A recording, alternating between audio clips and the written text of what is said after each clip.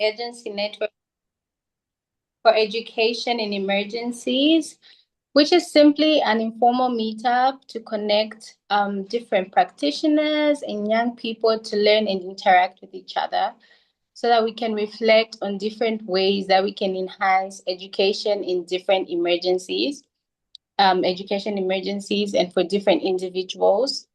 Okay, we can reflect on what is currently working, and we can also reflect on what is missing currently, and we can get to interact and connect with different people and have their inputs as well.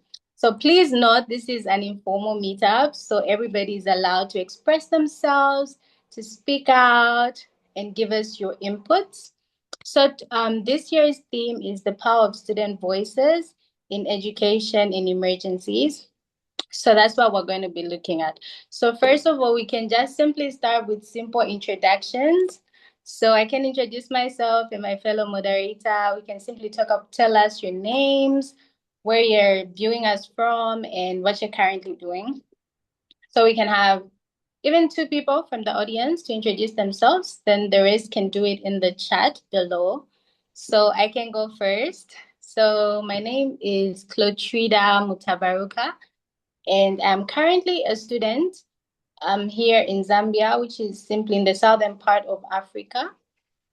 And I'm also an advocate for peace and security. I advocate for refugee rights because I'm a former refugee. I also speak out on different equalities of young people. And yeah, I'm currently a moderator for INEE, which is a recent role that I've had and I'm very excited about. Yes, so Wipka can introduce themselves and two other people as well. Hi, thank you, Claude Rita. And Exactly. Also for me, a big welcome. I see still people joining, and I'm seeing the first people are writing some notes. We have people from Ukraine, from Madrid, from Lebanon, Sri Lanka, also again from Ukraine. It's wonderful to have you on board. We're getting more and more people.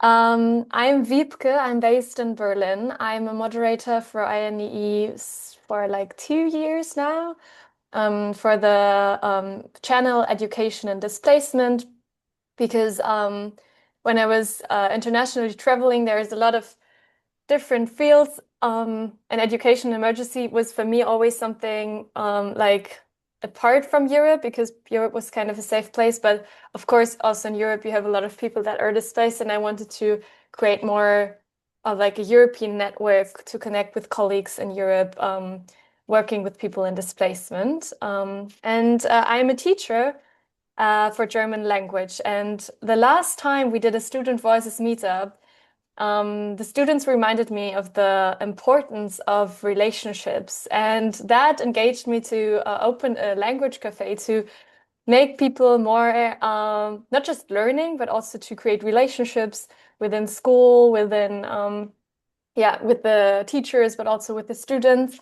And so I always think that like coming together, talk about, and let students, yeah, say what they need is for me as a teacher really important. So I was really excited that Claudrita said she will join, and she actually also opens up a new channel for students on INEE, which I love.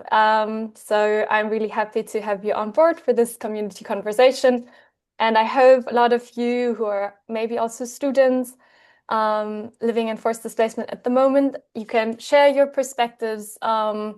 And yeah, this time I would be interested personally to know about like processes or dynamics that you may be engaged with to change your education when you're like, okay, this is okay for now, but I would prefer to do it this way, and where your voices had been heard. That would be something I'm interested in today. And that's all about me. Does somebody have the courage to say something, like also to present themselves? Where did they come from? Why did they like register for the event? Yeah. You can just raise your hand with like the emoji that like think there's this option where you raise your hand, and then Claudrita can say who should speak.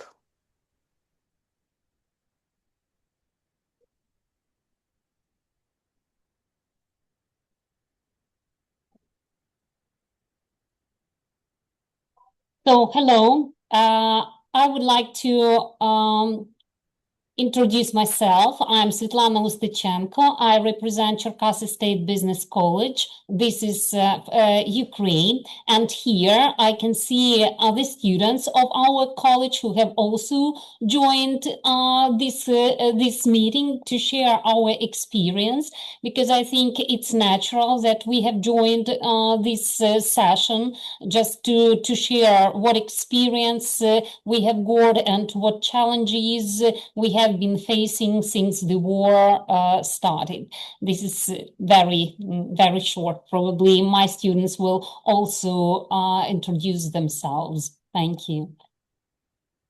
Thank you.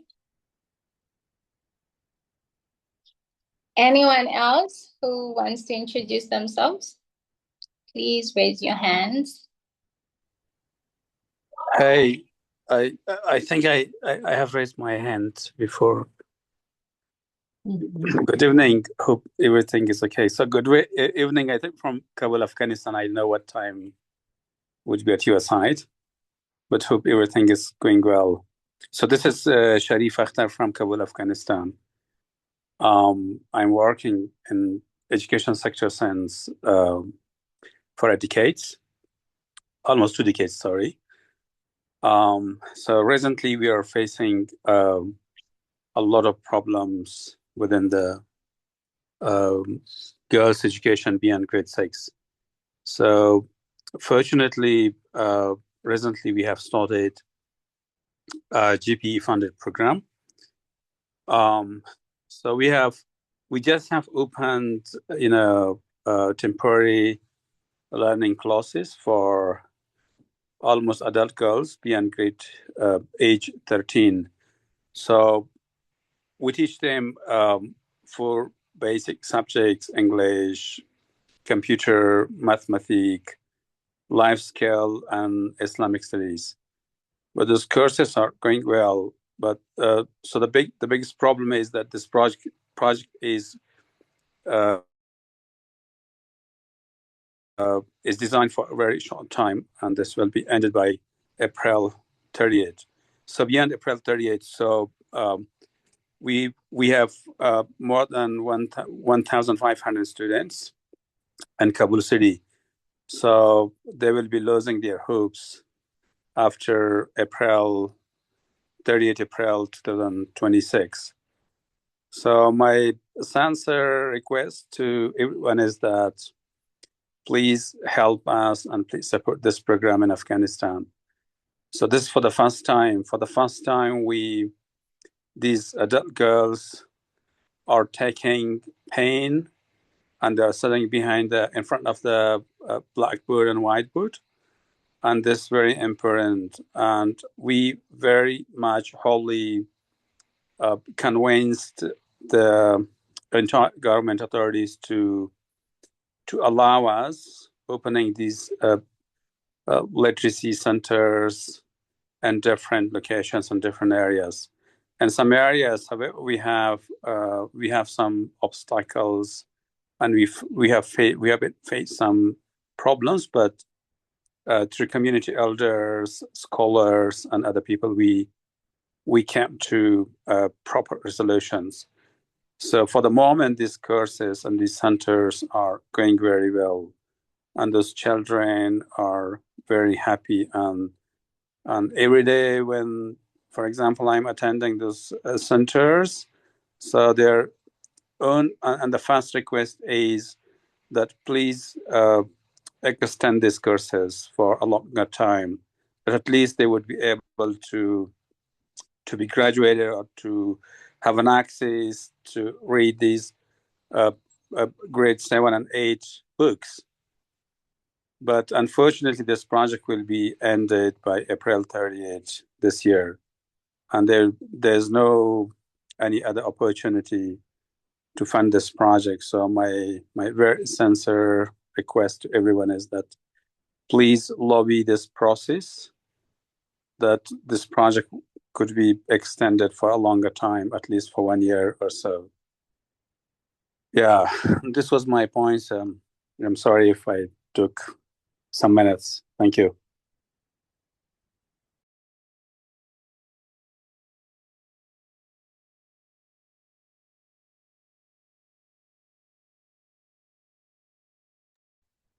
Ludwida, you're muted. Any last person who wants to introduce themselves, and then we can move on. I don't know if you can see it, but I know that Jane, I don't know if I say your name correctly, raised his hand. We have like 1 more minute. So Jane, maybe you can tell where you are at the moment. Why did you join? What was your motivation?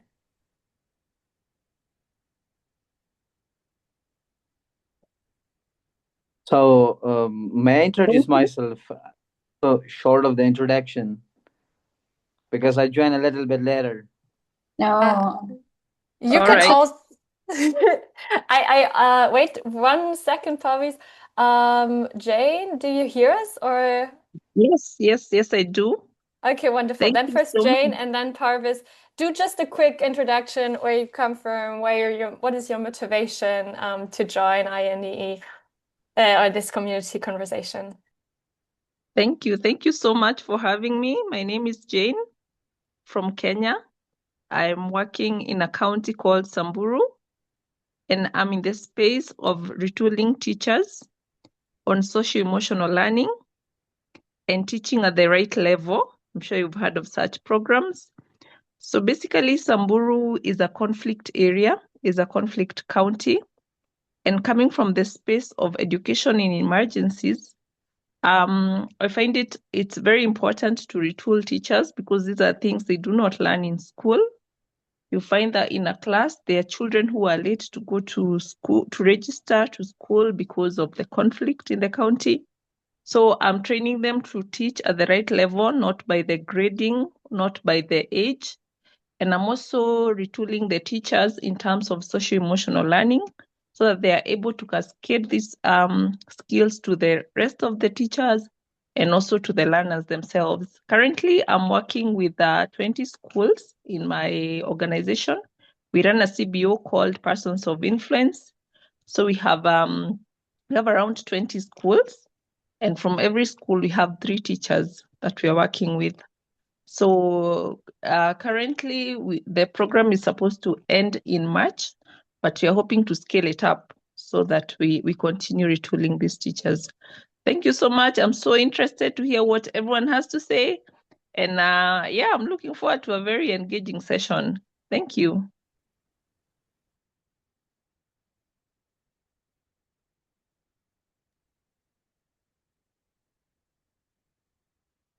Thank you so much.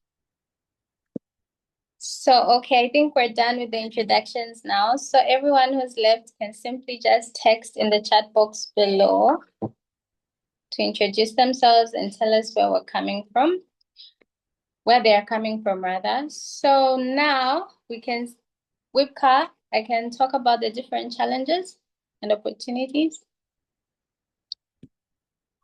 Yes, go for it. And Parvis, you just write in the chat, okay? I hope that's fine. So we can continue. Yeah, perfect. Wonderful. Okay, thank you. Thank you so much. So I'm going to talk briefly about the different challenges that I have faced. As I mentioned before, I'm a former refugee, so I'm a victim, I should say, of displacement in some sort. So the different challenges and opportunities that I've experienced throughout my life. So I'll first start with the challenges. So the biggest challenge as a person from displacement is access to funding, as we all know. In the education context, you need some form of funding to start school or high school or primary.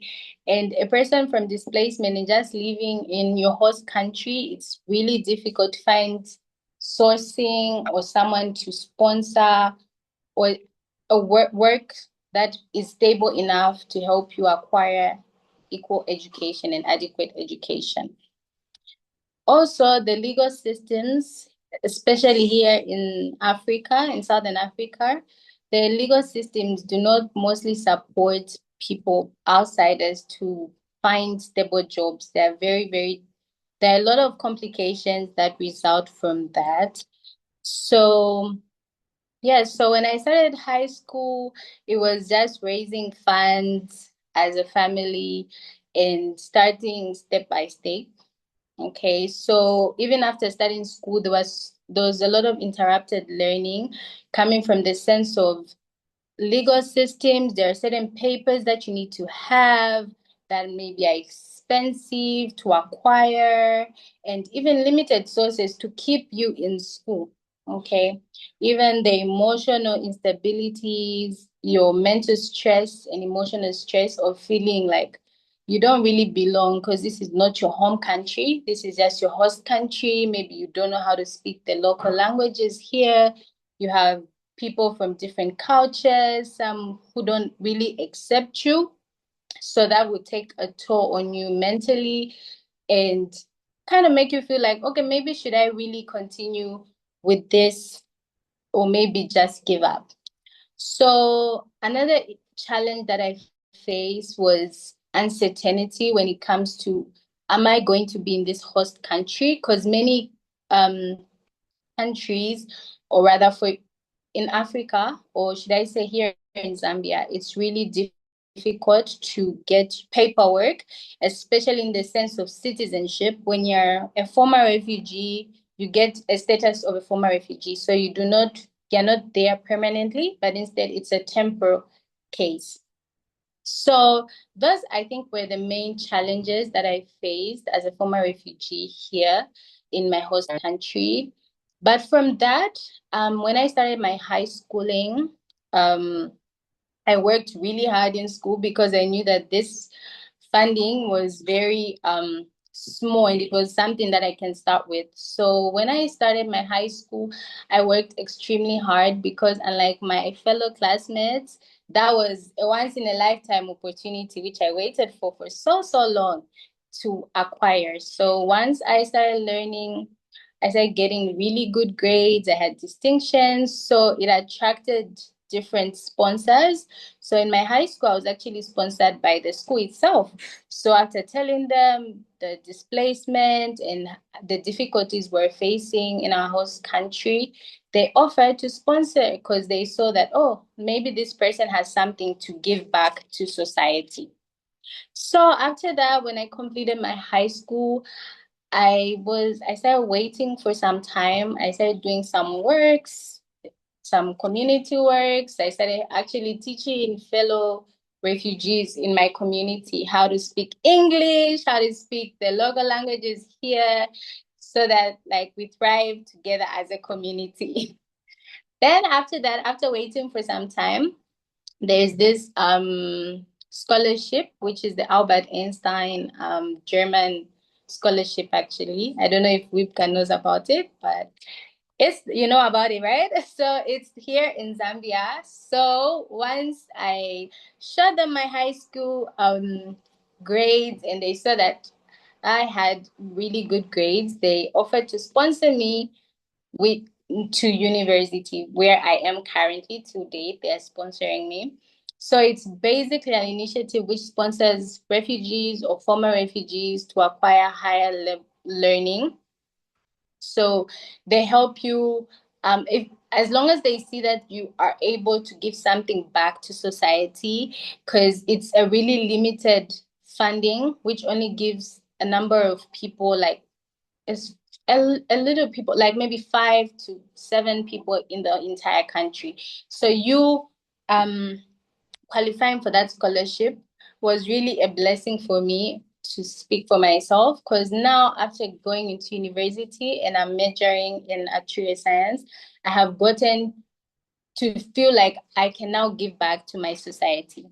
So, which led me now to become an advocate, which talks about the different rights that refugees should have, because many of the legal systems are not really inclusive of the host people, of the people they are hosting in their country. They might be, the laws are there, but they're not really practiced. So I am very passionate and I'm always forefront to talk about the challenges, how they can improve the laws, which we're currently working on to date.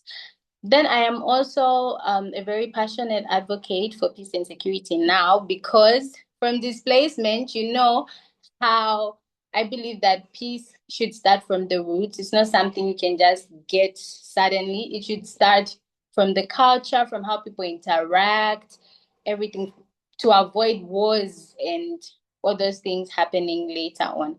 So I'm actually publishing a paper which is titled Roots of Peace, which I think will be coming out by the end of the month, which talks about how peace, we can use our indigenous methods here in Africa to acquire peace and security from our roots.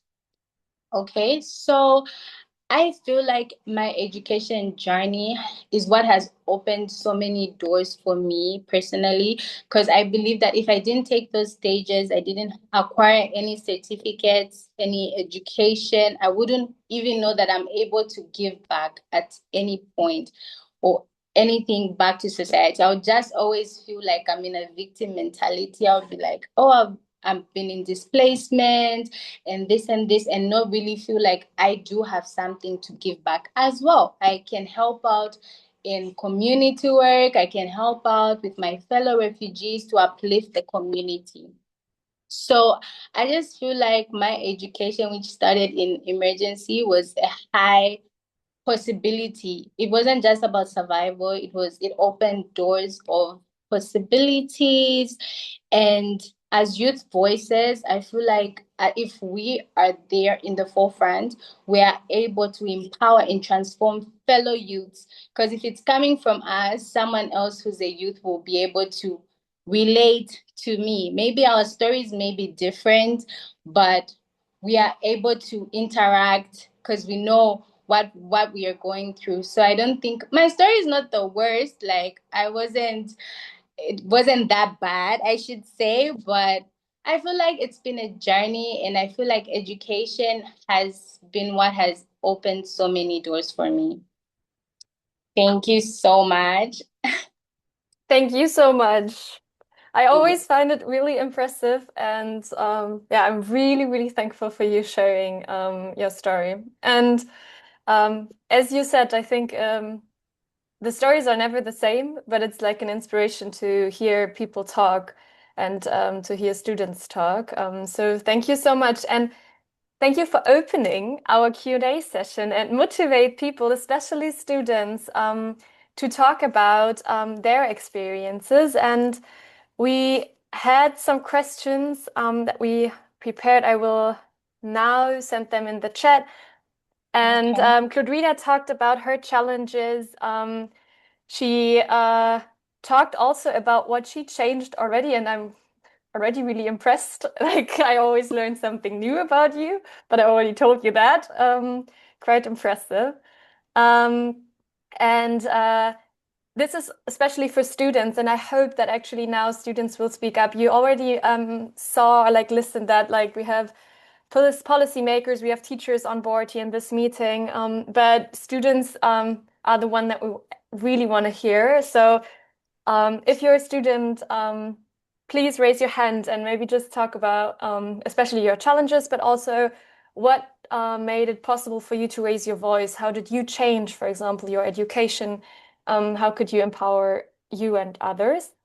And as well, I don't like if there's someone who has really positive examples, as like maybe a teacher here or a policymaker that has a good example of how they empowered student voices into school development processes, then we're really happy to hear about that. And yeah, we also have the first answer of Sharif in the chat. Thank you for the good example. You can also just write the answers in the chat. Yeah, and if you want to say something, then just raise your hand with a little emoji or like with a little icon that you can here say, like, put on the lower part of the Zoom. Exactly. Yeah, thank you. Thank you. Okay, we have Sharif. Okay, let's go. Yeah, thank you so much. Sorry, yeah. So I took some time of this meeting. I'm sorry. So, but this is much important, you know, since for years these girls were remained behind education. They're banned, so they're not actually allowed to continue their higher education, you know. But we provide this an opportunity for them to open these education centers. So first we opened these centers in Kabul city at the moment, but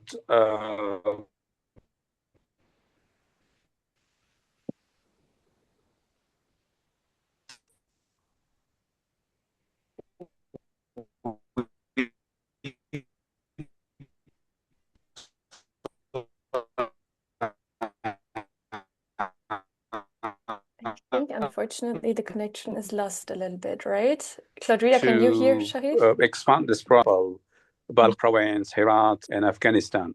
But the problem is that, you have me, sorry? Do you have me now? Yeah, I hear you now. Yeah. Okay, good, great. So we have two big problems now at the moment. So one is that the project will be ended by April 2026. It's funded through the GPE program, and there's no hope that this project will be extended.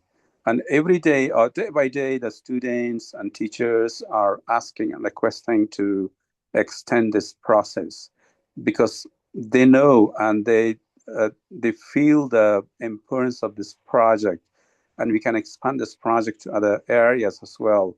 And they're very keen. And meantime, we received a lot of applications from other areas as well.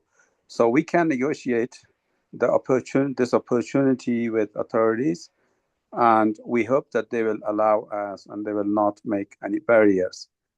And the second problem is that we have not a credible source to introduce these students to these agencies for continuing their higher education. So most of these girls, have graduated from grade 12, 11, or 10, but they have no opportunity to continue their higher educations. If there's any credible source, online source, probably, so that they could continue their education, higher education.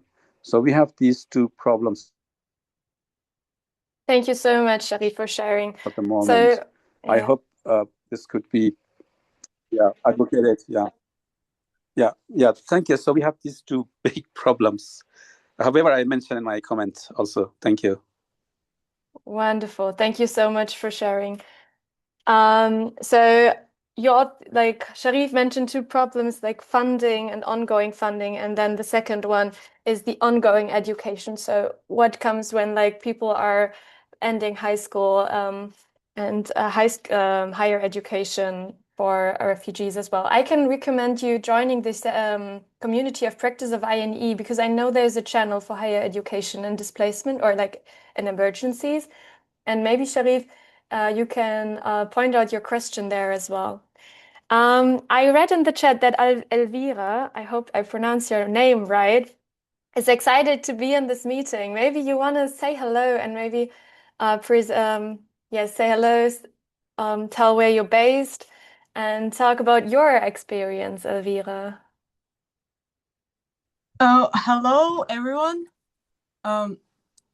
Should I introduce myself or? Maybe a little bit. Where you based? And yeah, exactly.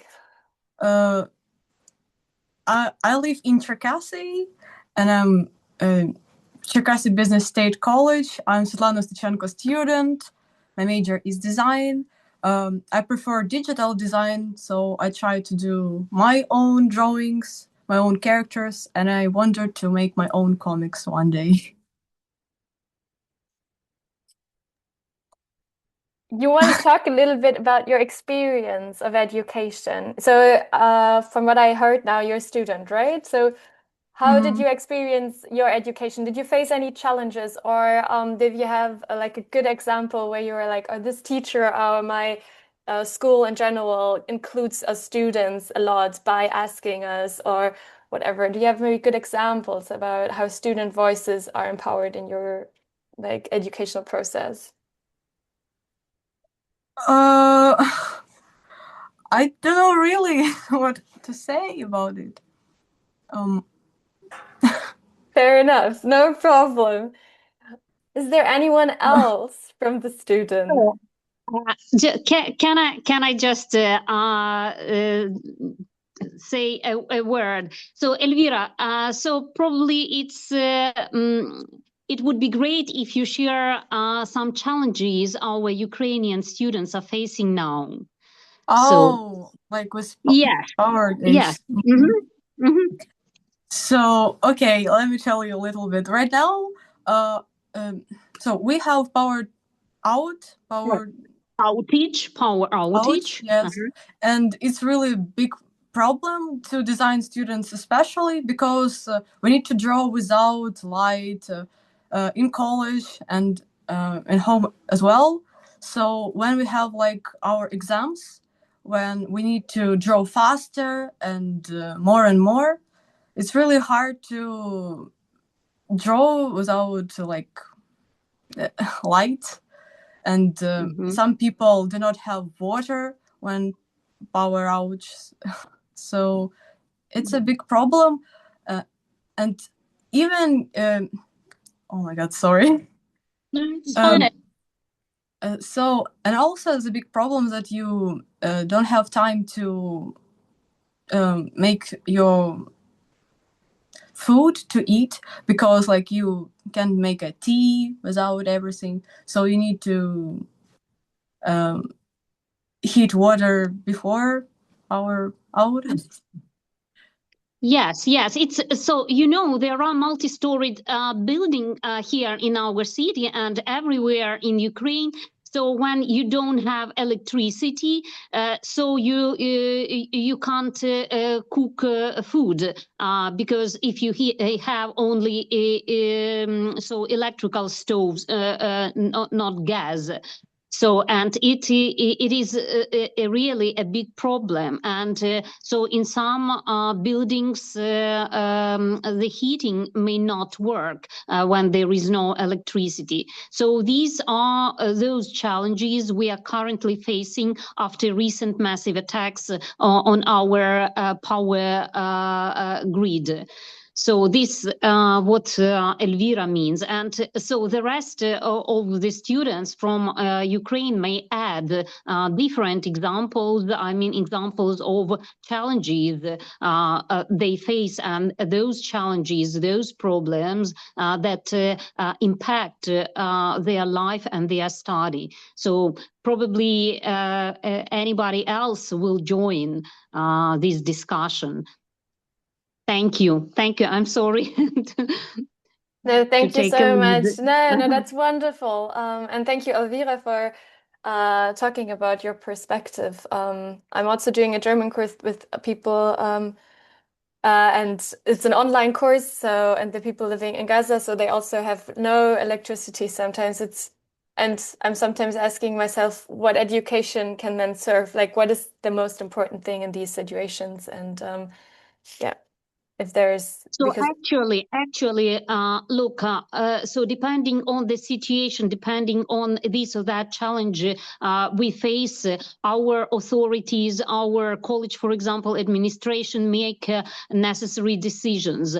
For example, our semester, spring semester is supposed to start on the 26th of February, but because of these difficult situation with our power supply, so the decision was made to just to start the second semester from the 2nd of February, just to prolong the holiday for students. And probably the situation will improve. So thank you so much. That like highlights again the flexibility that is needed and to change things and accordingly to the situation. Yeah. Thank you so much. Is there anyone else who wants to add challenges that they experienced? Yeah, thank you. I'm not able to pronounce the name, to be honest. I'm so sorry because I can't read. Yeah, but you know that. My name is Ilana. Thank you. Wonderful. Go for it. I'm from Ukraine. I'm also studying in Cherkasy Business College. I'm studying design. And one more challenge in our country for students is regular air alarms. So when it starting, we supposed to go in shelter, and it's like stopping the learning process. And sometimes we don't have time or ability to learn some topics that was break by air. So now when I'm studying to preparing to national multi-test, is like the biggest test in Ukraine when you end in the school or college. I'm noticing my gaps in knowledges of every almost every lessons and topics. Thank you for sharing. Nurul, do you want to add something as well, because you lifted your hand? Yeah, so thank you very much. Having said that, I am not a student, but I worked with the Rohingya refugees in Bangladesh and Rohingya refugees in Malaysia. So student voices really matters, specifically in Bangladesh response designing.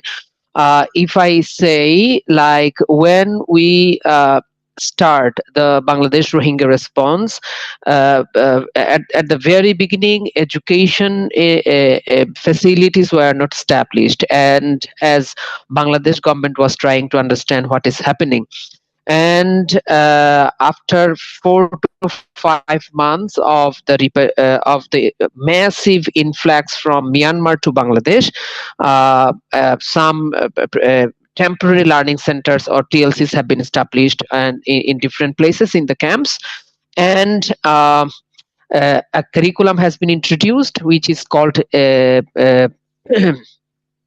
basic learning program, and later another new curriculum has been introduced. Okay, but both the curriculum which is called LCFA, after BLP, basic learning program, then LCFA, but the problem was the curriculum has been designed with the help of experts from the UN organizations like UNICEF and other international organizations and national organizations, but the students and the learners has not been consulted what will be the curriculum, and the curriculum in Myanmar has not been consulted. And later but when we from some organizations, when the youth education programs have been undertaken, the youths started raising their voices, like the curriculum is not befitting with us. In some cases, maybe the learners are saying we have already completed these grades, or there is no opportunities, and what will be the value of our certification, or you are not giving us certification, or if a repatriation happens, if we go back to Myanmar, is there any value of our certificate that we will bring back from Bangladesh to Myanmar, and if the Myanmar authorities will accept it. So there are many questions were risen by the learners, and that's how student voices allow the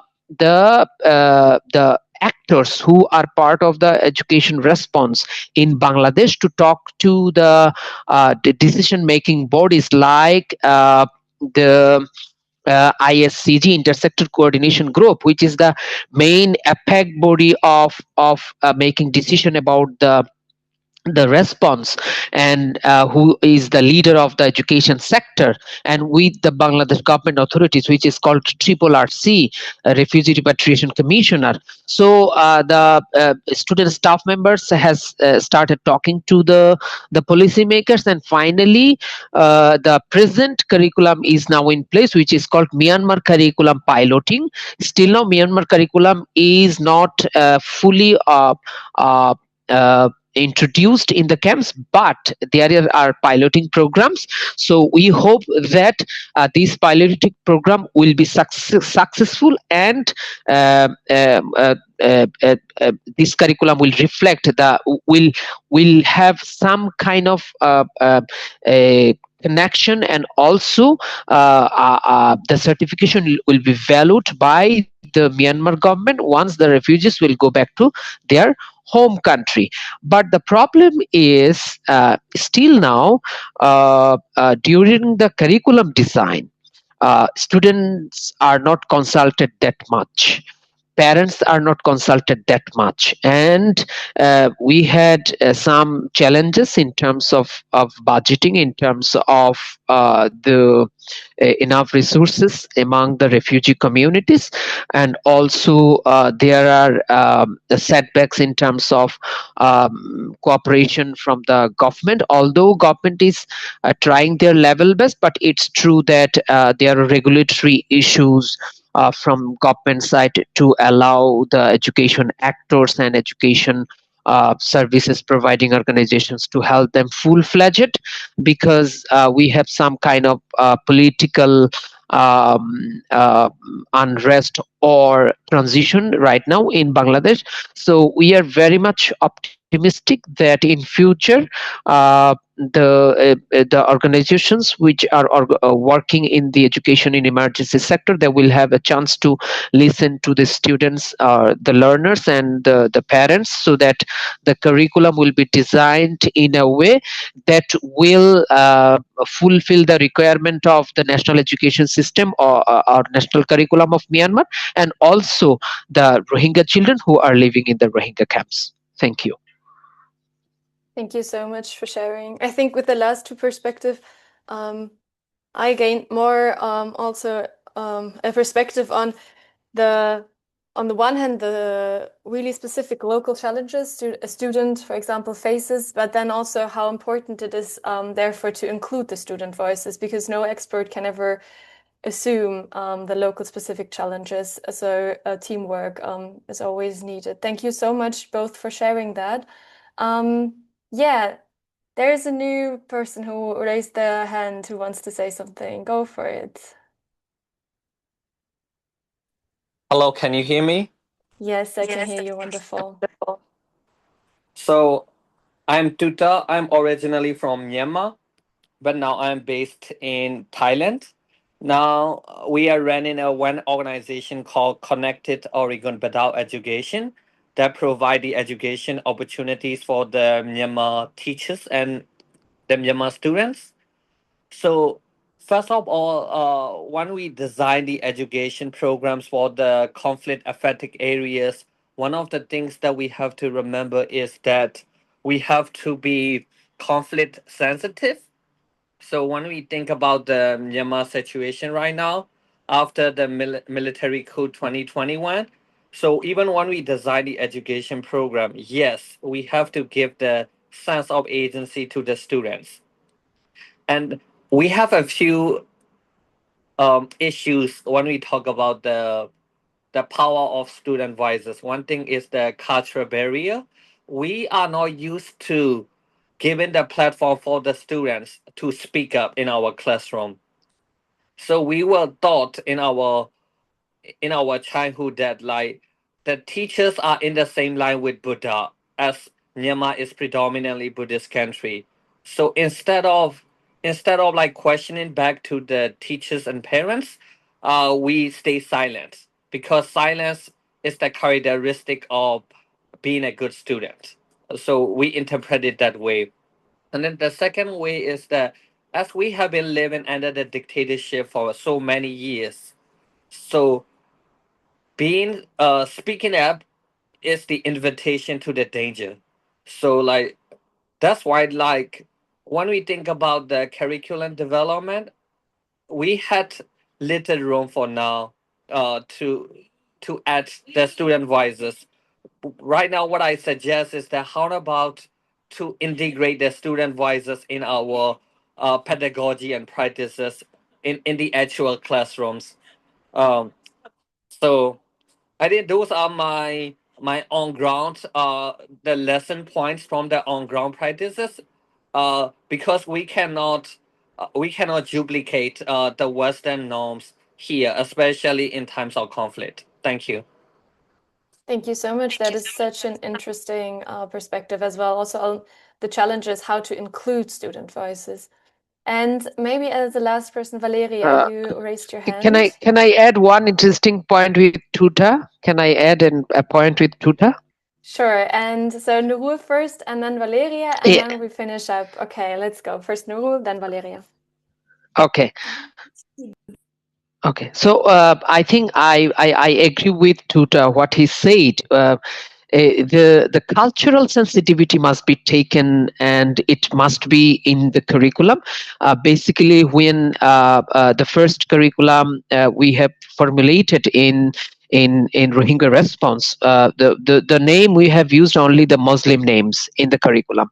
For example, in a math book, there is a mathematical problem where we have used only Muslim names.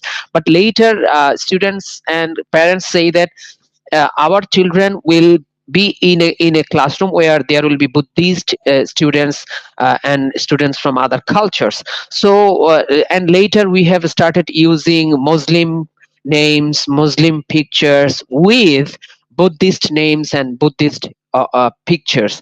So I think that is very important. We cannot impose the curriculum of any other culture on a specific group of students. For example, when the students are from a different culture group, we cannot impose the best practice of another culture group.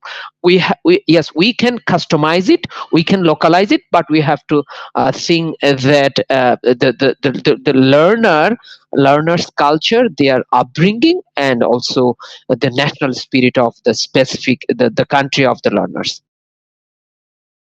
Thank you. Thank you so much. And now Valeria, let's go. Hi, I'm Valeria. As a student, I have really similar problems to this Ukrainian girl who talked before me.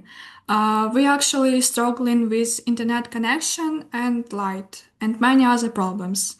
My area is still safe. For example, Kiev, our capital, is really struggling with education because students can get to colleges and unis because of problems with public transport, as example. And also they don't have internet to study from home.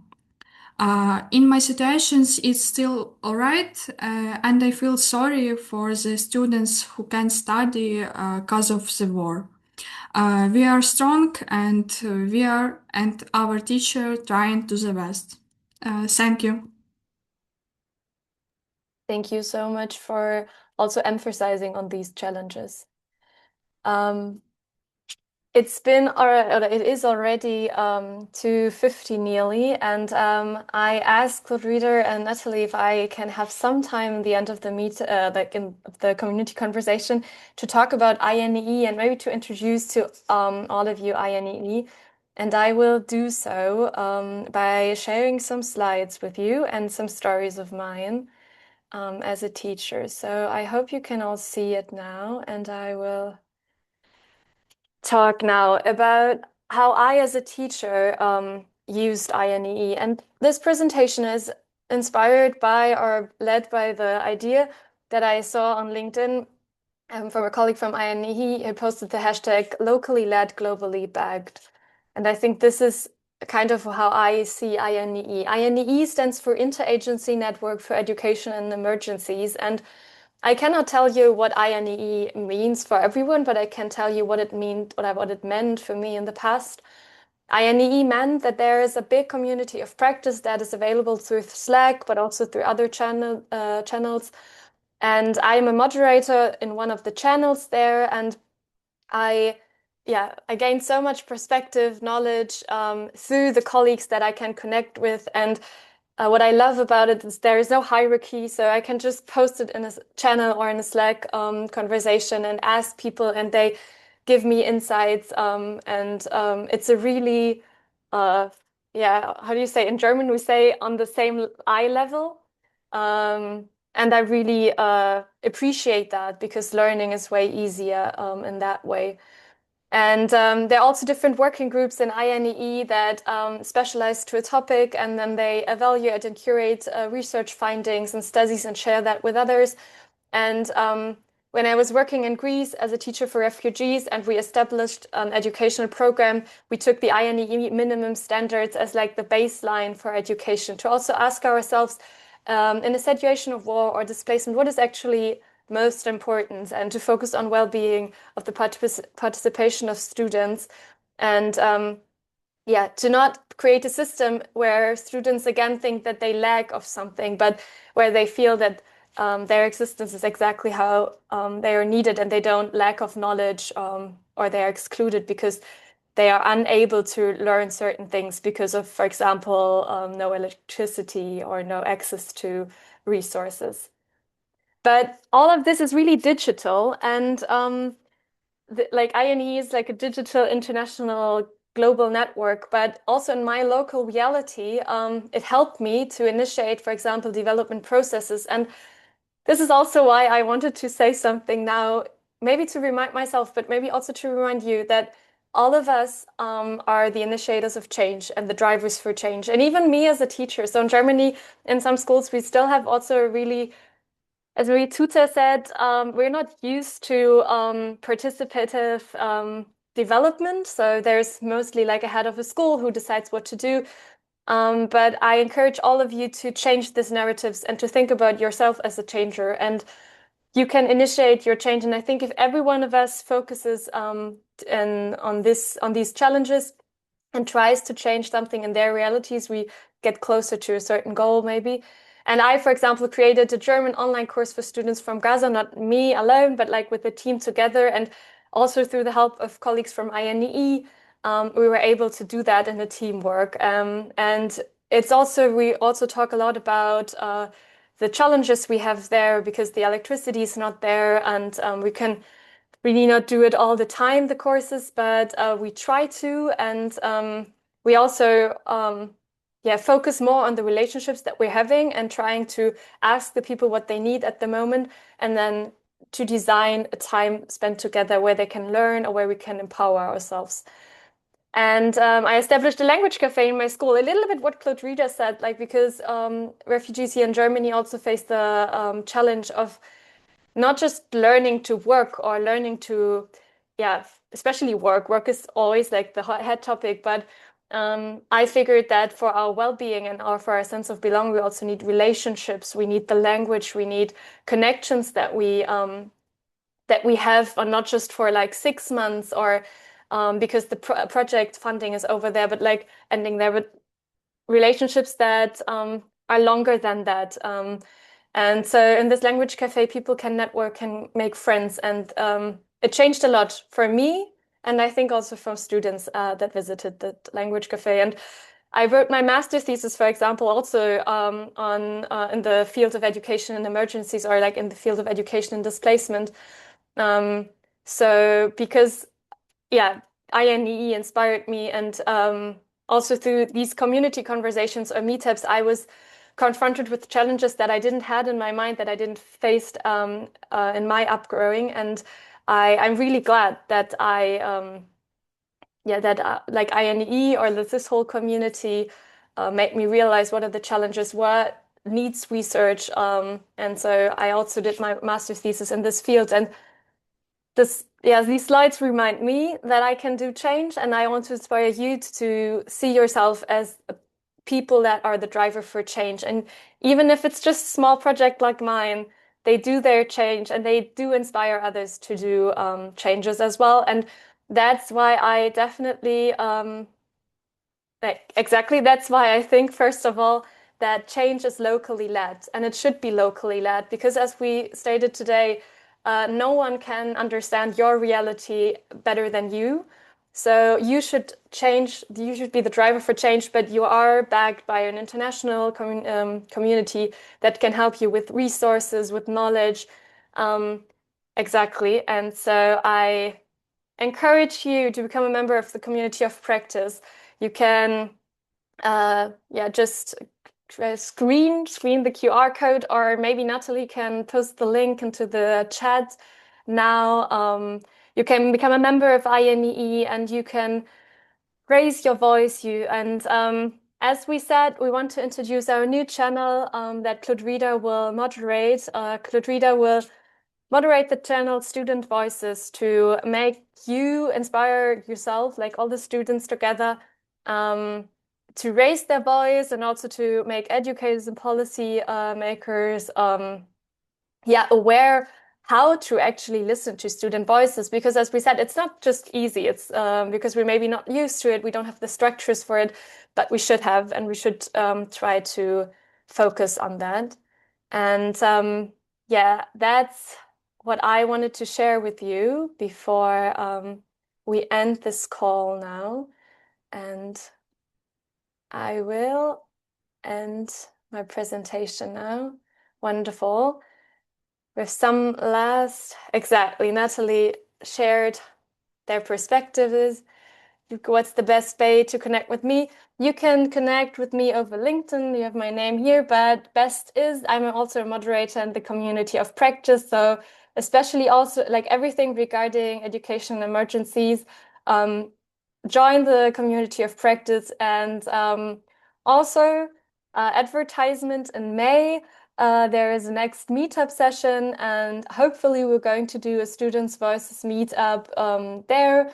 And also I want to also host a meetup for teachers. So that's like what I am planning for the near future. So in May, we hopefully see us all again. Yes. And I think that's it. I'm really thankful for everyone joining. Clotrida, is there anything from you that you want to share? Or did I forget anything? I think I'm good to go now. Thank you so much. I think you've actually mentioned everything.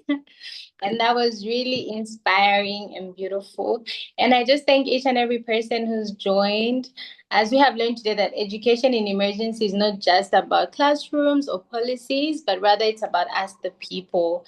And that if you join, I encourage everybody to join the INEE, which will give us a space to listen, to learn, and to act together. So I just thank each and every person for joining us today.